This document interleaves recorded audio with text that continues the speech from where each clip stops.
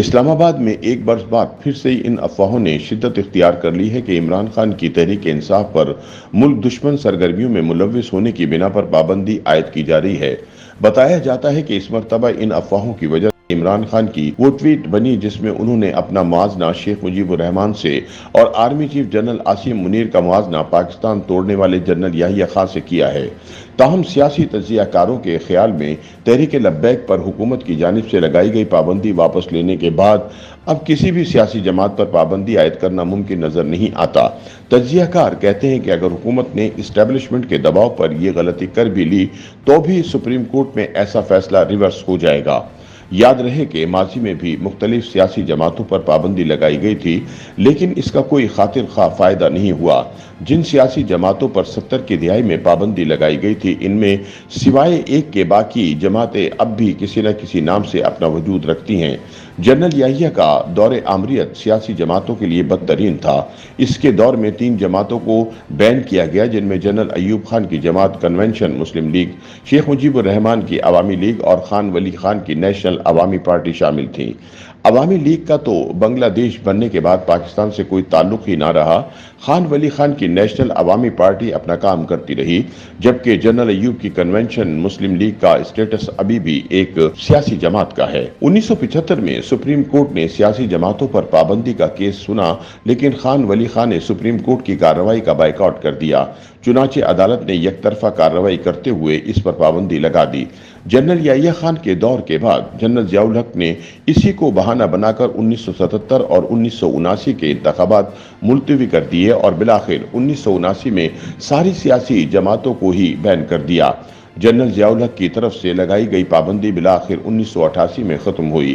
عدالت عظمیٰ کے full court نے بے نظیر بھٹو کی دائر کردہ پٹیشن پر اپنا فیصلہ دیتے ہوئے نہ صرف پابندی ہٹائی بلکہ یہ بھی کہا کہ ایسی پابندی پولیٹیکل پارٹیز آرڈر میں ترمیم کر کے نہیں بلکہ صرف آئین میں ترمیم کر کے لگائی جا سکتی ہے۔ آئینی ماہرین کے مطابق اب اگر کسی سیاسی جماعت پر پابندی لگانی ہے تو اس کے لیے 2 راستے ہیں۔ پہلا یہ کہ آرٹیکل 17(2) کے تحت وفاقی حکومت اس سیاسی جماعت کے خلاف شواہد کے ساتھ سپریم کورٹ میں ایک ریفرنس دائر کرے گی کیونکہ حکومت بھی کوئی سیاسی جماعت ہی کر رہی ہوتی ہے اور جس پر پابندی لگانا مقصود ہے وہ بھی کوئی سیاسی جماعت ہے۔ لہٰذا مفادات کے ٹکراؤ کا اصول مد نظر رکھتے ہوئے سپریم کورٹ کو ایک نیوٹرل امپائر کے طور پر معاملہ ریفر کیا جاتا ہے۔ ماہرین کے مطابق سیاسی جماعت پر پابندی کا دوسرا طریقہ یہ ہے کہ انسداد دہشت گردی ایکٹ کے تحت کسی سیاسی جماعت کو دہشت گرد ڈکلیئر کر کے اس کو شیڈول 4 میں ڈالا جائے اور اس کی منقولہ اور غیر منقولہ جائیداد کو ضبط کر دیا جائے۔ دراصل آئین پاکستان میں صرف 3 چیزوں کو جرم ڈکلیئر کیا گیا ہے۔ ایک آرٹیکل 6 غداری کا جرم ہے، دوسرا آرٹیکل 204 توہین عدالت کا جرم ہے اور تیسرا آرٹیکل 256 کسی بھی پرائیویٹ مسلح دستہ رکھنا غیر قانونی ہے۔ یہ انسداد دہشت گردی ایکٹ بھی آئین کے اسی آرٹیکل 256 سے ماخوذ کیا گیا ہے۔ لیکن سیاسی جماعت پر پابندی انسداد دہشت گردی ایکٹ کے تحت نہیں بلکہ آرٹیکل 17(2) کے تحت سپریم کورٹ میں ریفرنس دائر کر کے لگائی جاتی ہے۔ سیاسی تجزیہ کار کہتے ہیں کہ اگر آئین اور قانون اور ماضی کی عدالتی فیصلے کی نظیر کو سامنے رکھا جائے تو پی ٹی آئی کوئی چھوٹی علاقائی جماعت نہیں بلکہ ایک بڑی جماعت ہے۔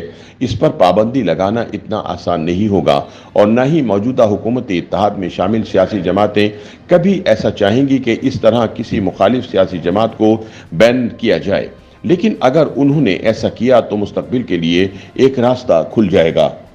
YouTube پر گوگلی نیوز دیکھنے کے لیے youtube.com کی سرچ بار میں googly news T V type کریں۔ گوگلی نیوز کے پیج پر سرخ رنگ کے سبسکرپشن والے بٹن پر کلک کرنا نہ بھولیے۔ YouTube پیج پر اپلوڈ ہونے والی ویڈیوز سے باخبر رہنے کے لیے بیل آئیکن پر کلک کیجیے۔ آپ کو ہر نئی ویڈیو کے بارے میں نوٹیفیکیشن موصول ہو جائے گا۔